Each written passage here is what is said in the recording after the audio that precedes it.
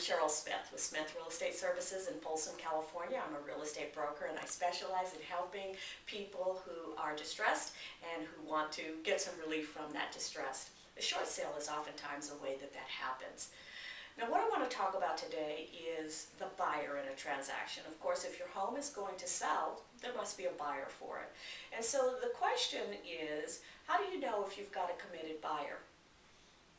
Let me go back a step and say, why would that be important? In fact, maybe even more important than in a traditional sale. The reason is that the short sale process does take some time. It takes several months to happen from the time that that offer is submitted to the time the transaction closes. And there is a lot of waiting time in there. So you want to make sure that the buyer that you are putting in front of the lender to approve that short sale is the very best buyer you possibly can have. Now, how are you going to know if you have a great buyer?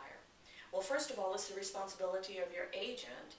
They do have a fiduciary obligation to make sure that they're providing you with the very best information that is possible to give you the best likelihood of success. There are three things that you would typically have in any sale of real estate, whether it's a traditional sale or a short sale. One is you're going to have a copy of a check. That is the consideration, which is one of the elements for a contract. So you definitely would want to have a copy of the check that shows that it has been deposited into either a trust account or an escrow account.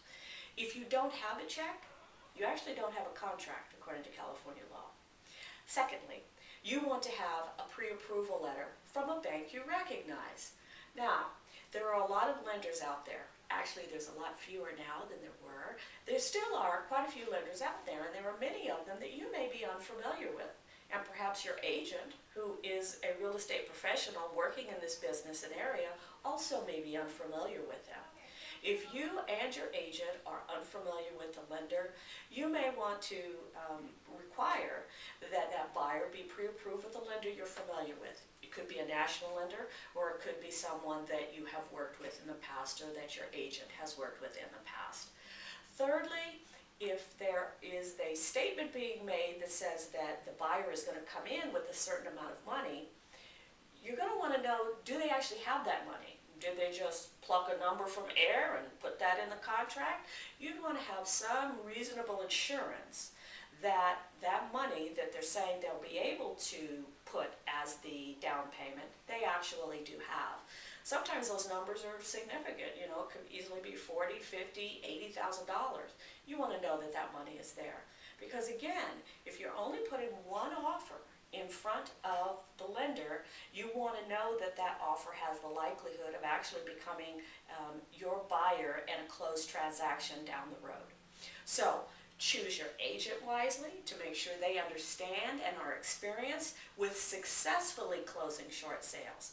And you want to make sure that your buyer is doing the things that suggest that they are committed to buying your home. Because it takes teamwork between all of the people to actually get you out of that home and onto a new financial, more solid footing.